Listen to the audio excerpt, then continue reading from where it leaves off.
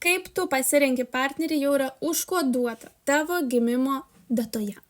Ten parašyta, ar tu eini į santykius kovoti, ar pasitikėti. Nuo to, kiek tavo gimimo datoje yra 3 ir 8, priklauso, kaip tu elgiesi su vyrais. Tai tik vienas mažas niuansas, bet jis paaiškina tiek daug.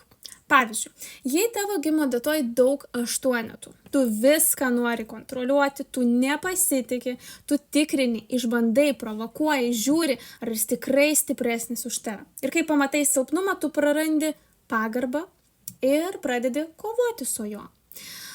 Arba tampi jam mama, gelbėtoja, ir tada pavargsti nuo jo, nuo santykių, nuo savęs.